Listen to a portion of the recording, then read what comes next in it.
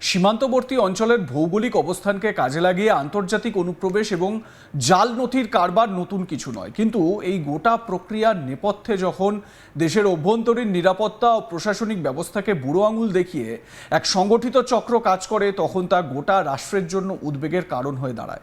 বিশেষ করে ভিন দেশ থেকে অবৈধ উপায়ে সীমান্ত পার হয়ে এদেশে ঢোকা এবং তারপর রাতারাতি এদেশেরই অন্য কোনো নাগরিককে কৃত্রিমভাবে মা বাবা সাজিয়ে আইনি নথিপত্র তৈরি করে ফেলার মতো মারাত্মক অভিযোগ সামনে আসে, তখন তা সাধারণ মানুষের চোখ কপালে তোলার জন্য যথেষ্ট। শুধু ভোটার কার্ড বা আধার কার্ডের মতো পরিচয়পত্র তৈরি করাই নয়, এই জাল নথির ওপর ভিত্তি করে আন্তর্জাতিক পাসপোর্ট বানিয়ে বিদেশে পাড়ি দেওয়ার মতো চাঞ্চল্যকর ঘটনাও প্রকাশ্যে এসেছে। আর এই সম্পূর্ণ বেআইনি প্রক্রিয়ার পিছনে যখন এলাকার প্রভাবশালী রাজনৈতিক ব্যক্তিত্ব তথা শাসক দলের জনপ্রতিনিধির পরিবারের প্রত্যক্ষ মদত বা সেটিংয়ের অভিযোগ ওঠে, তখন তা স্বাভাবিকভাবেই এক বিরাট প্রশাসনিক ও রাজনৈতিক কেলেঙ্কারির রূপ নেয়। ক্ষমতার অলিন্দে থাকা ব্যক্তিদের একাংশ কিভাবে নিজেদের আখের গোছাতে এবং ভোট ব্যাংকের সমীকরণ ঠিক রাখতে দেশের সুরক্ষাকে বাজি ধরছেন, এই ঘটনা তারই এক জ্বলন্ত এবং হার্ড হিটিং উদাহরণ হয়ে সামনে এসেছে।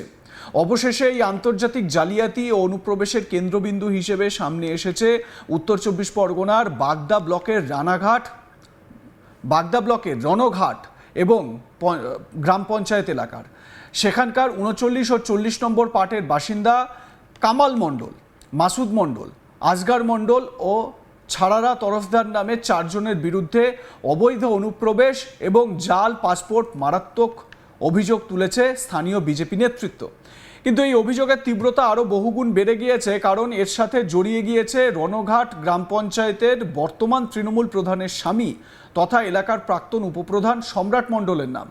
স্থানীয় বিজেপি কর্মী সমর বিশ্বাস এই চক্রের পর্দাফাঁস করতে এবং অভিযুক্তদের বিরুদ্ধে উপযুক্ত আইনি পদক্ষেপের দাবি জানিয়ে সরাসরি বাগদা থানায় একটি লিখিত অভিযোগ দায়ের করেছেন। বিজেপির স্পষ্ট অভিযোগ, তৃণমূল নেতা সম্রাট মণ্ডল নিজেই এই ব্যক্তিদের বাংলাদেশ থেকে অবৈধভাবে সীমান্ত পার করিয়ে এদেশে নিয়ে এসেছিলেন। শুধু তাই নয়, এদেশে এনে ভুয়ো পরিচয়পত্র ও জাল কাগজপত্রের মাধ্যমে তাদের ভোটার কার্ড ও পাসপোর্ট তৈরি করার ব্যবস্থা করে দেন তিনি, যাতে তারা অনায়াসে বিদেশে গিয়ে কাজ করতে পারে। এই জালিয়াতির পাশাপাশি সম্রাট মণ্ডলের বিরুদ্ধে ওই ব্যক্তিদের সাথে বিভিন্ন বেআইনি ব্যবসায়িক লেনদেনে যুক্ত থাকারও গুরুতর অভিযোগ আনা হয়েছে। ওই এলাকার বিজেপি কর্মী বলে পরিচিত সমর বিশ্বাস, তিনি কি অভিযোগ তুলছেন শুনুন তার মুখেই। বাইরের থেকে লোকজন আসছে, বাংলাদেশ থেকে লোকজন আসছে। এই লোকগুলো নিয়ে আসার পরে এদের ভোটার কার্ড, রেশন কার্ড সব কিছু করে দিচ্ছে।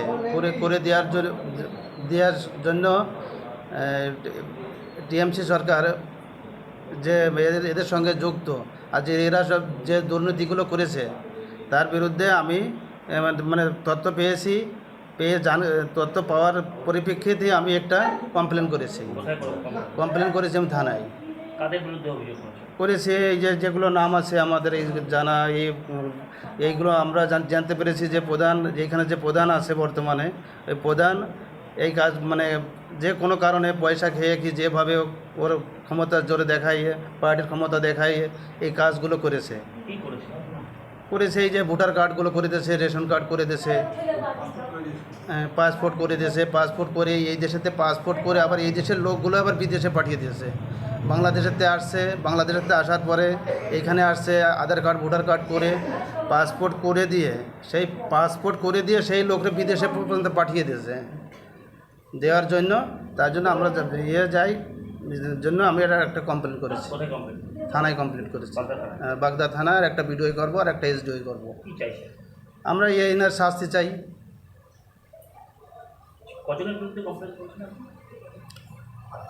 5 জনের মতো হয়েছে। এরা বাংলাদেশি ডাইরেক্ট। এ কুলিয়া গ্রাম 40 নম্বর বুথ।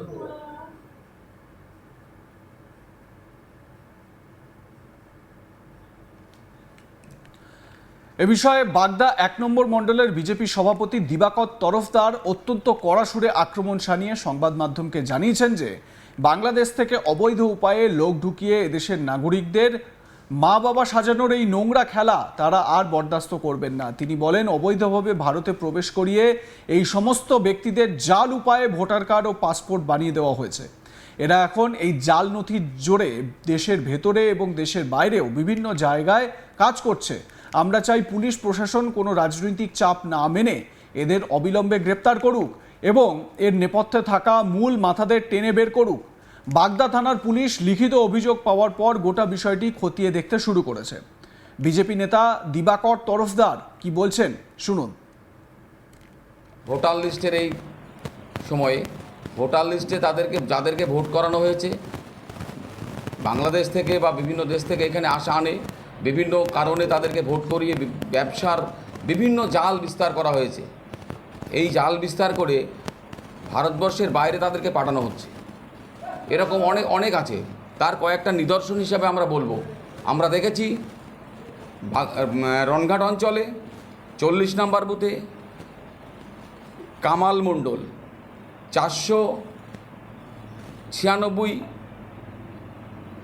ভোটার নাম্বার, এই সিরিয়াল নাম্বারে এর বাবা মা একেবারে পুরোপুরি অবৈধ, একদম বাবা মার নিজের বাবা মা নয়, এটা একেবারে সাজানো।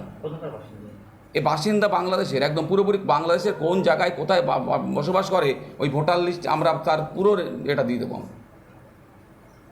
তারপরে আরও আছে ওই 40 নম্বর বুথে ভোটার নাম্বার হচ্ছে তার 1051, নাম হচ্ছে আজগার মণ্ডল, এও অবৈধ।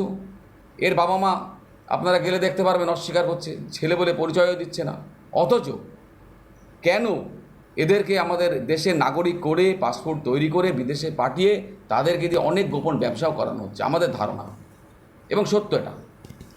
তারপরে আরও আছে ওই 40 নম্বর বুথে 1077 ভোটার লিস্টে তার নাম্বার ছায়রা তরফদার, এই একই অবস্থা, বাবা মাকে কিন্তু সাজানো।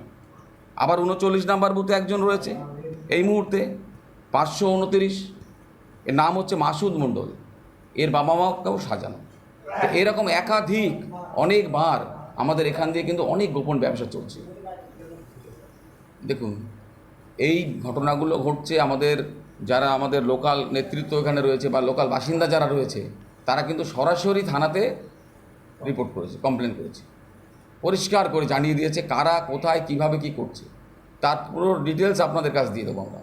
আমরা চাইছি যে এদের যে কোনোভাবে এদেরকে ধরে নিয়ে আসা হোক, তদন্ত করা হোক, এদেরকে ধরলে পারে অনেক বড় কিছু এখান থেকে বেরিয়ে আসবে।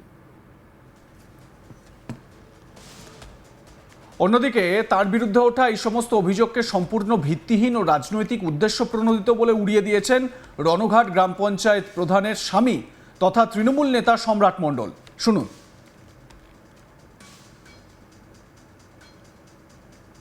অভিযোগ সম্পূর্ণ ভিত্তিহীন। যাদের নাম করে অভিযোগ করা হয়েছে তাদের ভোটাধিকার, আমি যখন 2018 সালে প্রথমবার নির্বাচনে প্রতিদ্বন্দ্বিতা করি তার অনেক আগের থেকে তাদের ভোটার তালিকায় নাম আছে। অর্থাৎ এই অভিযোগের কোনো সারবত্তা নেই, ভিত্তিহীন অভিযোগ।